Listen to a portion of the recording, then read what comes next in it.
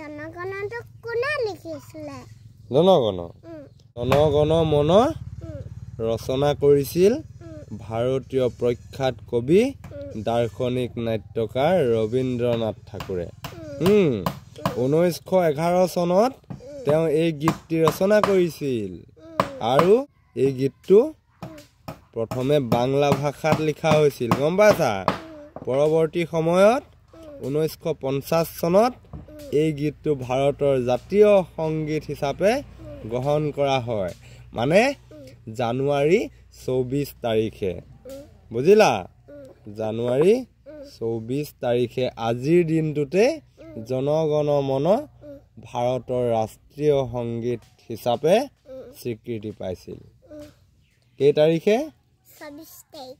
জানুৱাৰী 24 তাৰিখ আজিৰ দিনটোতে হৈছিল আজিৰ দিনটো জানুৱাৰী 24 তাৰিখটো আমাৰ বাবে বিশেষ দিন বিশেষ মানে খুব ভাল দিন আৰু গৌৰৱৰ দিন যেহেতু আজিৰ দিনটোতে 1950 চনৰ 24 জানুৱাৰী তাৰিখে ভাৰতৰ ৰাষ্ট্ৰীয় সংগীত হিচাপে জনগণ মন গীতটো গ্ৰহণ কৰা হৈছিল প্ৰতিজন ভাৰতীয়ৰ বাবে গৌৰৱৰ দিন হয় না নহয় আৰু জনগণ মন কোনে ৰচনা কৰিছিলে ৰবীন্দ্ৰনাথ ঠাকুৰে ৰচনা কৰিছিলে হয় নাই আৰু 1911 চনতে ৰচনা কৰিছিলে তেখেতে আৰু বাংলা ভাষাত ৰচনা কৰিছিলে বুজিলা বাৰু আজি এটা কথা শিকিলো হয় নাই এতিয়া নিজৰ কাম কৰা দেই ধুনীয়া হোৱা নাই গছৰ চাহকেইটা ধুনীয়াকৈ লিখিব লাগিব পাৰিলেহেন দিম মন নোৱাৰিলে নিদিওঁ দেই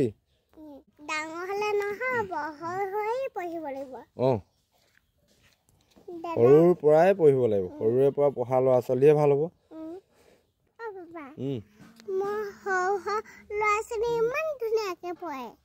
তোমাতকেও সৰু সৰু ল'ৰা ছোৱালীয়ে কিমান ধুনীয়াকে পঢ়ে দেখিছা নাই মোবাইলত দেখিছা নাই স্কুল যায় দেখিছা নাই এতিয়া তুমিও যাব লাগিব হয় নাই আহি আছে দিন আৰু বেছি কেইদিন নাই আৰু দেই এতিয়া ধুনীয়াকে পঢ়া মই ভাত কেইটামান খাই লওঁগে তুমি খাবা নি ভোক লাগিছে নি তুমি খালা নি লোকে খাই বৈ আজৰি তেতিয়াহ'লে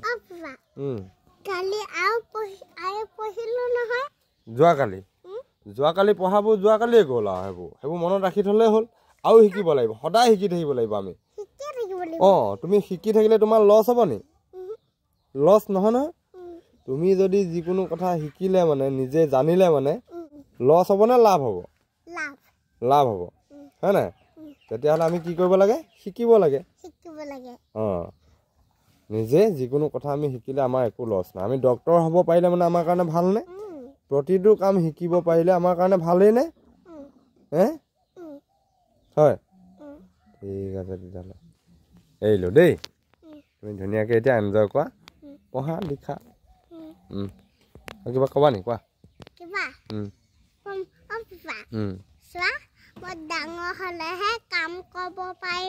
এতিয়া কাম কৰিব নালাগে তুমি একদম একোৱে কাম কৰিব নালাগে এতিয়া তুমি বিন্দাছ বহি পঢ়া লিখা আৰু আমনি লাগিলে পঢ়ি লিখি আমনি লাগিলে খেলা খেলি আমনি লাগি গ'লে আকৌ পঢ়া